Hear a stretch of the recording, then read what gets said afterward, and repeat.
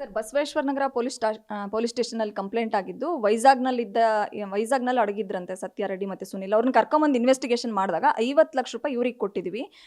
Editor ಅಂದರೆ ಸಿನಿಮಾದ editor, Martin ಸಿನಿಮಾದ ಎಡಿಟ್ರಿಗೂ ಆ್ಯಪಲ್ ಫೋನ್ ಕೊಟ್ಟಿದ್ದೀವಿ.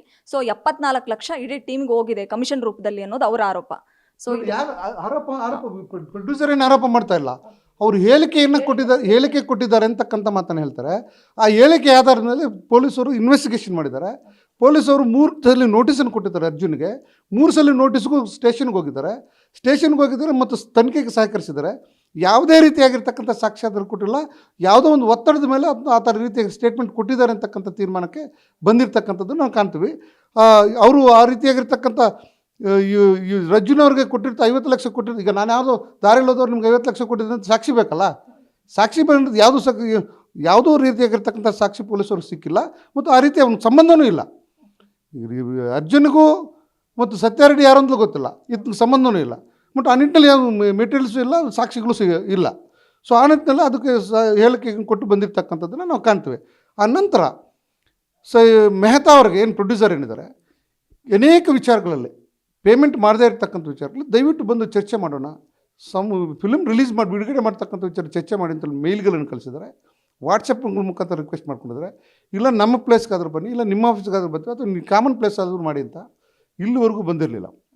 ಹಾಗಾಗಿ ನಾವು ಅನಿವಾರ್ಯವಾಗಿ ಇವತ್ತು ದಿವಸ ಲೀಗಲ್ ನೋಟಿಸನ್ನು ನೀವು ಮೆಹ್ತಾ ಕೊಟ್ಟಿದ್ದೀವಿ. ನೋಡಿ, ಇಷ್ಟೆಲ್ಲ ಸಮಸ್ಯೆಗಳು ಮಾರ್ಟಿನ್ ಪ್ರವೃತ್ತಿಯಲ್ಲಿ ನಾನು ಸಂಪೂರ್ಣವಾಗಿ ಕೆಲಸ ಮಾಡಿದ್ದೀನಿ. ನಾನು ಅನೇಕ ನಿದ್ರೆ ಕಳೆದೋಗಿರ್ತಕ್ಕಂಥ ರಾತ್ರಿಗಳು ಎಷ್ಟೋ ಇದ್ದಾವೆ. ನಾನು ಮಾರ್ಟಿನ್ಗೆ ನಾನು ಸ್ವಂತ ಮಗು ಥರ ನಾನು ನೋಡಿಕೊಂಡು ಕೆಲಸ ಮಾಡಿದ್ದೀನಿ. ಎಕ್ಸಸ್ ವರ್ಕ್ ಅನೇಕ ತಿಂಗಳು ಒಂದೂವರೆ ವರ್ಷಗಳ ಎಕ್ಸ್ಟ್ರಾ ನಾನು ಫಿಲ್ಮ್ಗೆ ಕೆಲಸ ಮಾಡಿದ್ದೀನಿ. ಇವತ್ತೂ ಸಹ ಕೆಲಸ ಮಾಡ್ಕೊಂಡದ್ದು, ಯಾಕಂದರೆ ಬಿಡುಗಡೆ ಡೇಟ್ ಫಿಕ್ಸ್ ಮಾಡಿರೋದ್ರಿಂದ ಇವತ್ತಿಗೂ ಸಹ ಆ ಕೆಲಸವನ್ನು ಮಾಡ್ತಾಯಿದ್ವಿ. ಆ ಕಾರಣಕ್ಕಾಗಿ ನೀವು ದಯವಿಟ್ಟು ಈ ವಿಚಾರ ಬಂದು ಚರ್ಚೆ ಮಾಡ್ಕೊಳ್ಳಿ. ಅಥವಾ ನೀವು ಹೇಳಿದ ಪ್ಲೇಸ್ಗಾದರೂ ಬರ್ತೀವಿ, ಅಥವಾ ನಾವು ಹೇಳಿದ ಪ್ಲೇಸ್ಗಾದ್ರೂ ಬಿಟ್ಟು, ಅಥವಾ ಕಾಮನ್ ಪ್ಲೇಸ್ಗಾದರೂ ಬನ್ನಿ ಅಂತಕ್ಕಂಥ ವಿಚಾರವನ್ನು ಲೀಗಲ್ ನೋಟಿಸ್ ಮುಖಾಂತರ.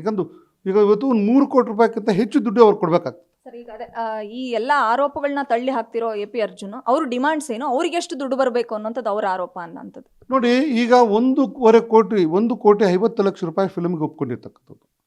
ಅದು ಅಗ್ರಿಮೆಂಟ್ ಪ್ರಕಾರ ವಿತಿನ್ ಸ್ಟಿಪ್ಯುಲೇಟೆಡ್ ಪೀರಿಯಡಲ್ಲಿ ಕಂಪ್ಲೀಟ್ ಮಾಡಬೇಕು ಅಂತಕ್ಕಂಥದ್ದು.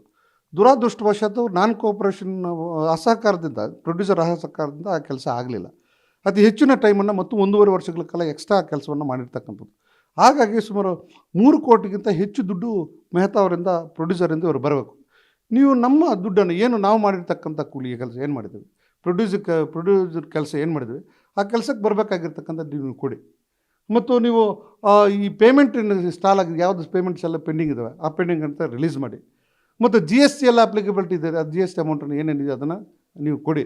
ಆಮೇಲೆ ನೀವು ಬಂದು ಈ ಮೂವಿಯನ್ನು ಇಮಿಡಿಯೇಟಾಗಿ ಪರಸ್ಪರ ಮಾತುಕತೆ ಮುಖಾಂತರ ಚರ್ಚೆ ಮಾಡ್ಕೊಳ್ಳೋಣ, ಬಂದು ಚರ್ಚೆ ಮಾಡ್ಕೊಳ್ಳಿ ಅಂತಕ್ಕಂಥ ಒಂದು ನೋಟಿಸನ್ನು. ಒಂದು ವೇಳೆ ನೀವೇನಾದರೂ ಇದಕ್ಕೆ ತೊಂದರೆ ಕೊಟ್ಟರೆ, ಅಂದರೆ ನಿಮ್ಮ ಸಮಸ್ಯೆಗಳನ್ನು ಸಾಲ್ವ್ ಮಾಡ್ಕೊಳ್ಳಲ್ಲ, ನಿಮ್ಮನ್ನು ಕ್ರಿಮಿನಲ್ ಪ್ರಾಸಿಕ್ಯೂಷನ್ ಮಾಡ್ತೀವಿ. ನಮ್ಗೆ ಆಗಿರ್ತಕ್ಕಂಥ ನಷ್ಟವನ್ನು ನೀವು ತುಂಬಿಸ್ಕೊಡ್ಬೇಕಾಗ್ತದೆ. ಈಗ ನಮಗೆ ಕೊಡಬೇಕಾಗಿರ್ತಂಥ ದುಡ್ಡನ್ನು ನೀವು ಕೊಡಬೇಕಾಗ್ತದೆ.